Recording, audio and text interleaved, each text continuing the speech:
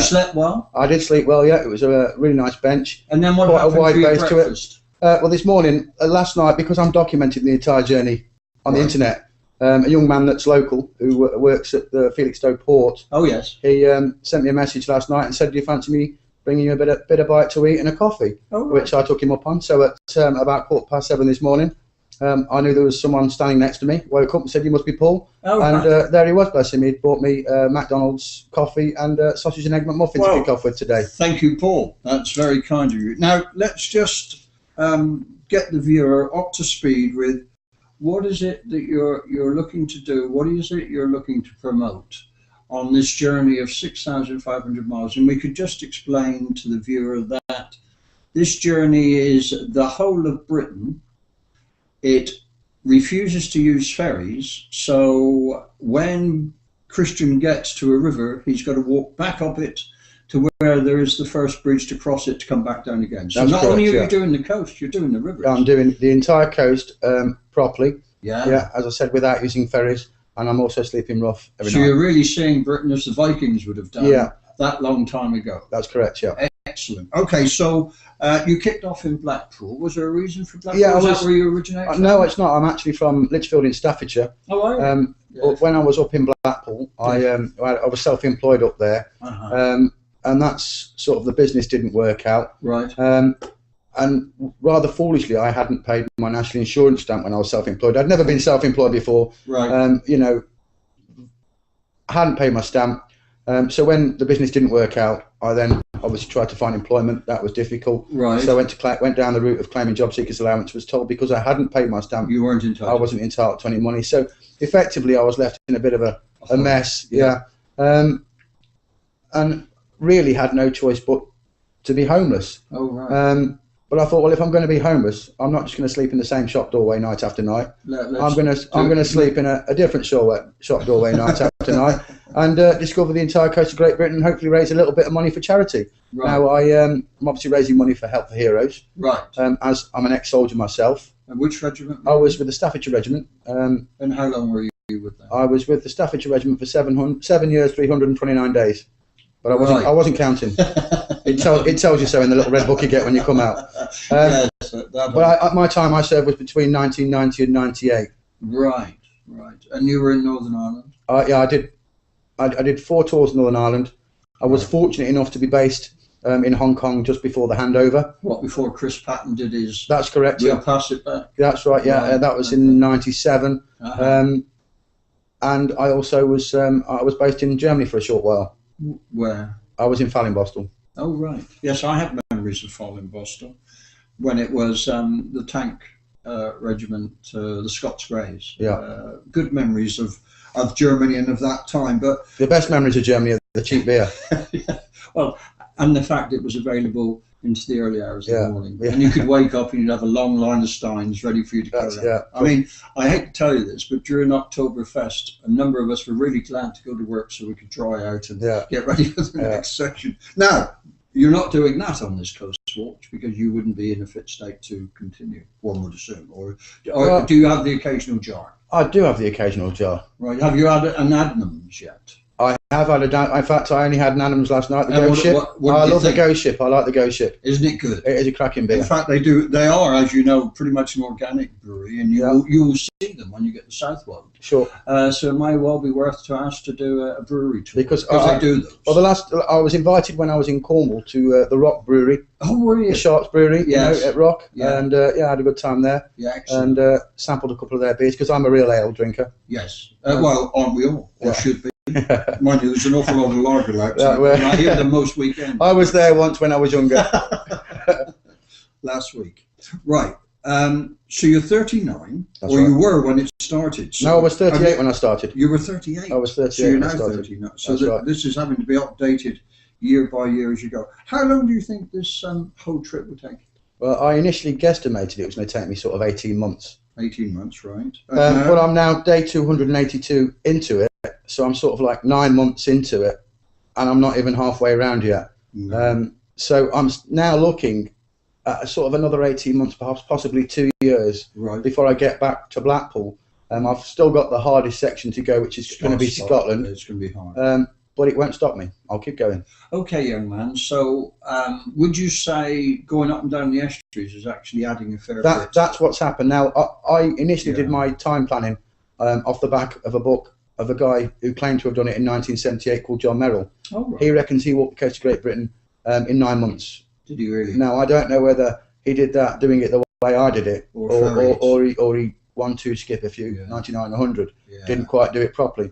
But the beauty with the way I'm doing it, and especially this time and day and age, is that the beauty of the internet, and digital photography, and also with the internet that I can blog it. Yeah. I take a picture every mile or so to prove where I am, what time I'm at, and every single night without fail I write a blog of what day it is, where I've gone from, where I've gone to, and then a detailed journal of who I've met that day, what happened, and places I visited. Brilliant. So can I ask, as a Martello Tower enthusiast, one thing you've encountered since you come into East Anglia, started down in Essex, were these very strange... Well, I've seen them long before we got to Essex. Oh, good. Of course you did the South Coast, Lyddon Hythe, they ran with them. Oh, yes. And also, I was actually invited to go and look around the Redoubt Fort at Hythe, which is an old Napoleonic fort, and around there is scattered Martello Towers. Right. Well, the South Coast ones, and size does matter in these things. Right.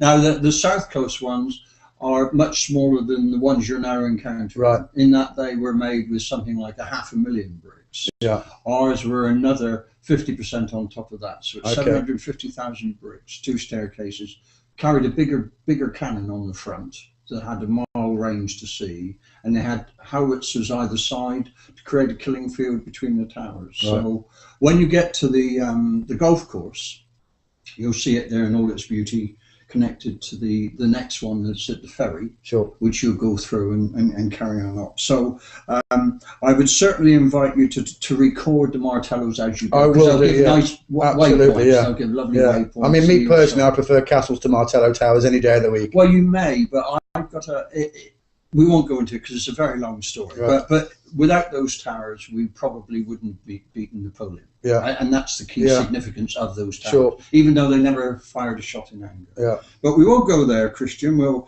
carry on with you. Now, you sleep rough every night. That's correct, yeah. So you don't take advantage of a guest house? I have been offered hotels. I've been offered B&Bs. Right. Just for example, only 2 nights ago when I was at Shotley Gate, yes. I was with a couple that I'd been introduced to through a friend. Right. Never met them before. Lovely couple. Right. Catherine and Richard. Yeah. And they offered me a bedroom. I said no, I'm not going to take up on the bedroom.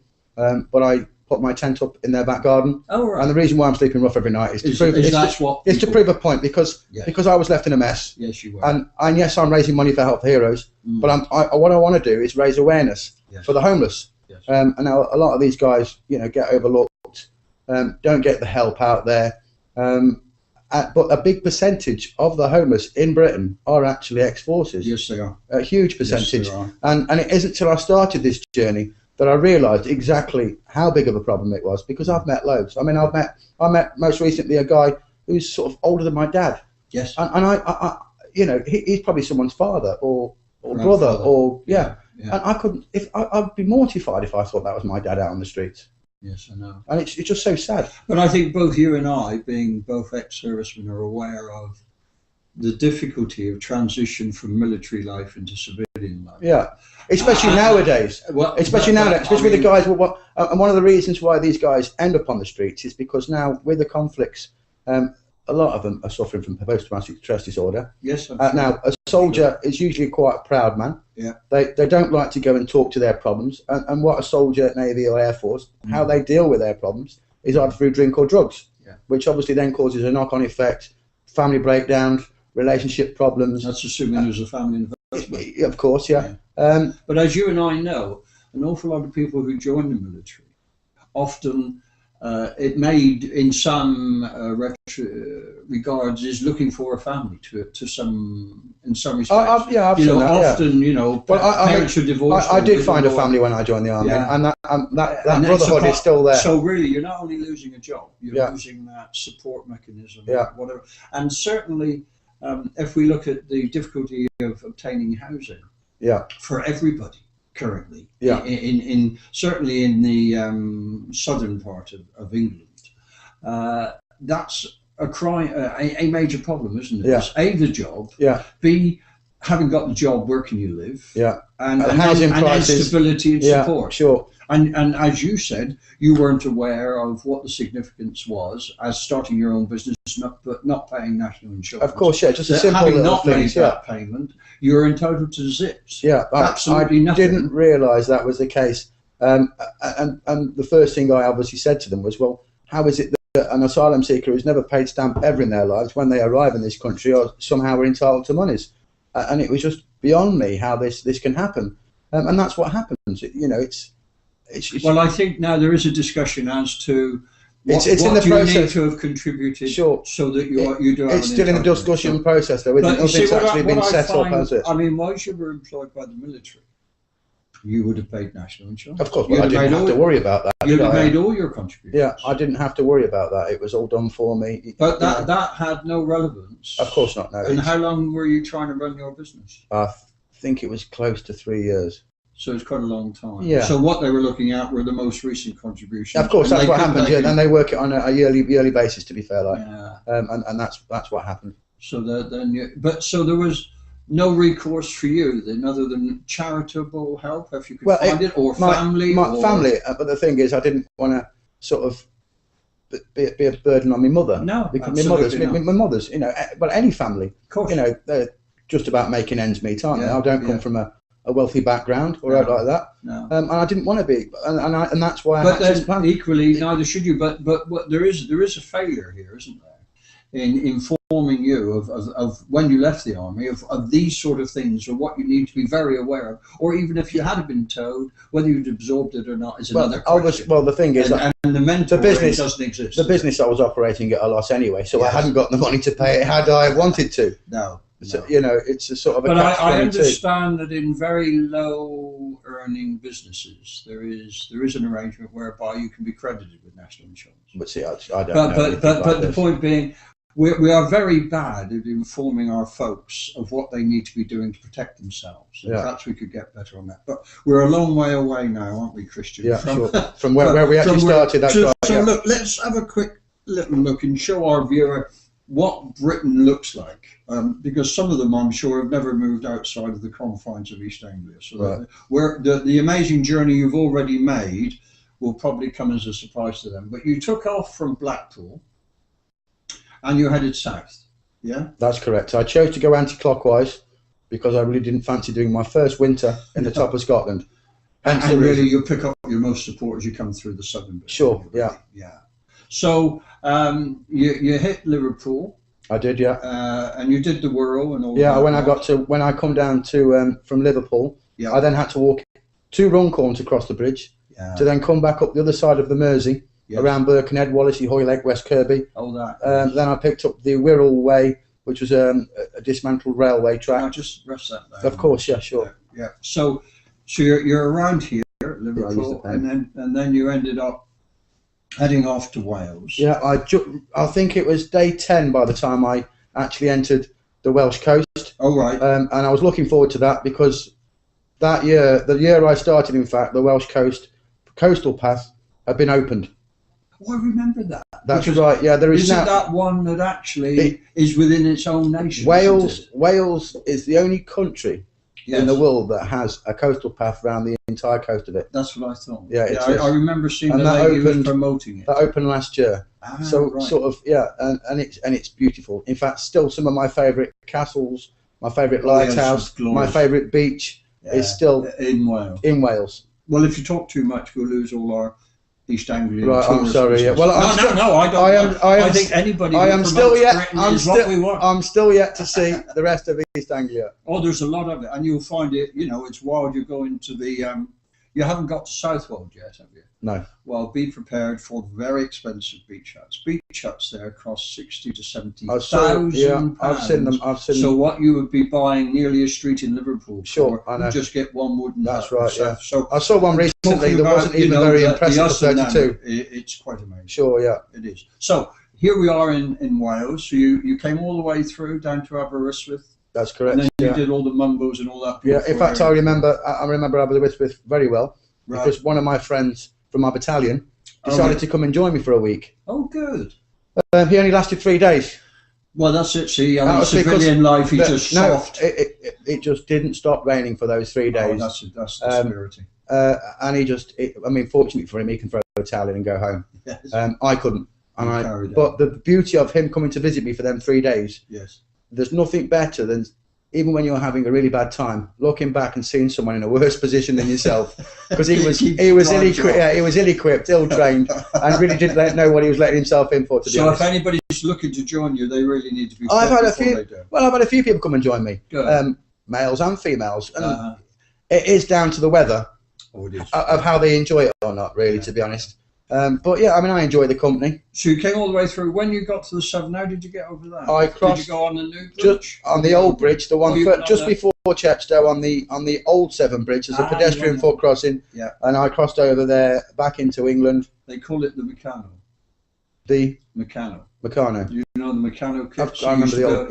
And I mean, I always had suspicions about that bridge, but we won't go into that. And then you came on into Bristol. That's correct. Well, no, it's a little village called Ost. Just before Bristol. Right. I didn't see Bristol because Bristol's a little bit too far inland for me. Right. But it was, Ost. So you went around the coast. Ost, Avonmouth, Portishead, all the way then down. Then on the way, when I reach Poole, I'm now then on the southwest coastal pass. Oh yes, and that is stunning. Yeah. If anyone like, well, you're speaking my language because I come from. Yeah, I remember you saying before we started. And I mean that trip there it's now stunning. is a really one, and the number of walkers that are now doing it and contributing to the tourist economy. It's fantastic. But it's an affordable. But I didn't see many walkers when I did it though. No, but it's a hell of a long way. Well, it's not. It's the time of year I did it. When did you do that? Well, I did that through the winter when the cliffs were falling into the sea. I was knee deep, waist deep in floods. I remember being in a little village called Cadwyth Cove at the time. Right. That was the whole village was flooded. I was knee deep in water. There was water everywhere coming through the ceilings of the pub. Really? And I was then having to find somewhere to sleep rough that night. Fortunately, I found a shed door open, which was a pilot gig shed door for the rowing club. Yes, lovely gigs. And in that shed, I found floating the rowing club boat, which was in the shed, so it was obviously sheltered from above. It was floating around in the shed off its stand. I threw my kit in there and I got my head down in there that night. Good man. So, I mean, I'm very impressed with the speed of gigs, but they've obviously got dual purpose use, so if you can keep absolutely, yeah. And if it keeps you out so thank you to the gig team of Cadwyth Cove. Well done. Because, I mean, I sort of first introduced to gig racing on the Isles of Scilly, which obviously with your rules, and it's very popular down there. Oh, it's glorious. It's brilliant. And you don't see it so much from sort of. It's not come up here yet. It's moving along. I saw it at Dartmouth, and it's starting to come. Another one of the things I loved was how popular Skittles is in pubs down that way. Oh, it is. Absolutely. Yeah, you know. Not mechanical. Yeah. The old school Skittles. That's right. Yeah. Because the putter upper is the guy at the end of the night who's had the most beer and is totally incapable. No, I just saw so many different cultures and different hobbies and the amount of accents, from week after week, then the accent changes. Also, the price of beer changes. Yes. At the further south in Cornwall, were you viewed as a local or an incomer?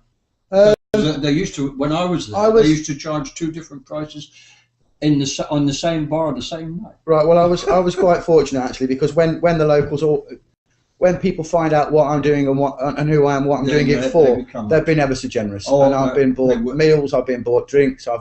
In fact, one of my favourite possessions that I own now is this woolly hat with ears and a clip underneath it. Oh, right. I was asleep in a shop doorway in Swanage. Yes. And an old lady called Mary almost gave her the fright of her life when she found me asleep in this doorway. I bet. Bless her, she gave me the time of day and decided, I'm not going to look at him as a homeless guy, but I'll chat to the guy. Right. Got chatting to her, and then half an hour later she come back and she'd gone out and out of her own money's bought this really nice woolly warm hat for me. And I will treasure that to the day I die. Love it. So Christian, you came down the southwest coast path, and then you've got to have a long way to go then. Dorchester, Southampton, Portsmouth, all the way up through Brighton, all of the soft south. Yeah. I mean, it is soft, isn't it? Yeah. You then picked up as we were saying, the Martellos. Yeah. From Eastbourne all the way through. All the way through. How did you get past London? Right. When I got to London, I then had to walk all the way down the Thames up to Tower Bridge, as that was my nearest crossing point. But the fantastic thing with that is I got an escort across Tower Bridge with the lifeguards and the Blues and Royals. They stopped the traffic.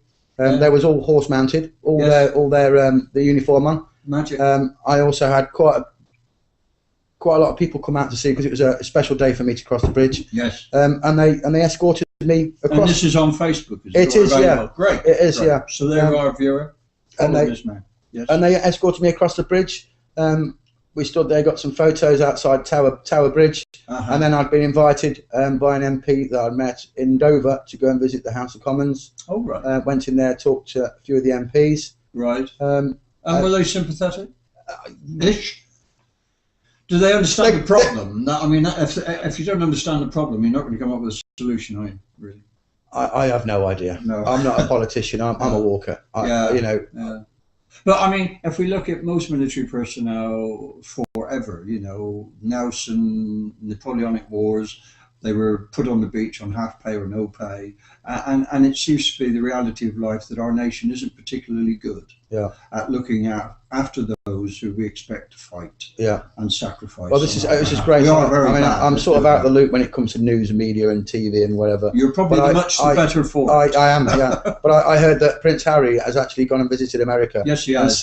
And seen how well them troops get looked after. Well, after Vietnam, America was really deeply embarrassed. And he's shocked about what we're not doing. And I think it's fantastic. So well done, Prince Harry, man. Keep it up. Well done, mate. Yeah, earn your crust, indeed. So you got out of London, you came into Essex. Yeah. That's a bit bleak, isn't it, on the old sort of down to Tilbury, and then you've got Foulness and all that. Foulness, yeah. Well, I couldn't walk around Foulness Island. You weren't able to get there. Well, it's a demolition explosives range. It's still there. It's still barred. Well, I know it is. When I was by the gates, yes, I felt this huge explosion. I thought an A-bomb had gone off. Really? And when you can hear it, and it sort of reverberates through your body, and I was like, yeah, thank God I'm not walking around Foulness Island. So then you ended up getting into Essex, St. Joseph's, where the first of our Martellos are. So really, you can track your way all the way up to Aldborough by Martellos, because they're with you until you get to there. Okay. And when you get to Aldborough, you've got a unique one, which is the biggest Martello that we have in the UK, a four-sided one, because it had to fight both sides, both the sea I see and what the you river. mean, yeah. Quite a unique one. Yeah. But that's enough on Martellos. In fact, we're getting nearly to the end of our time, Christian. Sure. Now, we need to give some contact details to folks, don't we? You're expecting to be in Woodbridge tonight, would you think? No, I'm not going anywhere today. You're going to have a day off? Well, I'm going to have a day off. I'm going to. I want to pop and say hello to the Salvation Army. Good. I found out yesterday on BBC Radio Suffolk that they're having some sort of drop-in centre for the homeless. Yes. So I'm hoping to maybe meet some guys, get some more stories. Good. So yeah, I'm going to have the rest, because obviously I'm doing this interview today, and I'll kick off again fresh tomorrow, and I'll be up Woodbridge Way tomorrow. Okay. I'd certainly like to accompany you from Landguard, which is where you would have stopped. Right. By the port, because you can't walk through the port. Yeah. Perhaps tomorrow morning. Sure. And walk from there up to the ferry. So we do the whole of this frontage, which is, if our viewer can see, will be from Landguard. And you can show me the Martello Towers then, can't you? I might show you Martello Towers. And then we go all the way along the front, the way to the ferry. Sure. We could probably have a cup of tea and a slice of cake. That sounds great. Or something at the ferry cafe. So, viewer, we're getting to the end of our time. Now, you've been helped by Berkshire Outdoor Leisure, who've been providing your boots. They've been fantastic, yeah. And Terra Nova Equipment. And this was at Land's End. Well, when I got to Land's End, before I got to Land's End, I was literally doing it hardcore with the kit that I was issued back in 1998. Army issue? Army issue. So it was a bit. It was yeah. It's not good. It was a bit outdated. My sister-in-law works for Terra Nova Equipment, and the owner of Terra Nova very kindly donated me a lot of kit. But I want to say a huge thank you to Stephen Clay, who's been on board pretty much since the beginning. Right. Before I started this, I emailed a lot of the huge companies, because obviously boots are going to be my problem. I'm now on my 10th pair of boots, and Stephen Clay took a punt and thought, yeah, I'll give that chap a chance. Excellent. And he's been on board pretty much from the beginning. And this is Berkshire Outdoor. Berkshire Outdoor Leisure. Now you can be found on Facebook. I can be found Christian on Facebook. Around Britain. That's correct. Christian Around Britain. And you've got a support page running with That's correct. Yeah. And then you've got Twitter. Yeah. You've also got a website. That's which my is www.bmycharity.com/Christian Knock, and this is my Help for Heroes webpage link. And this is where donations can be That's made. for my donations, the secure online donations.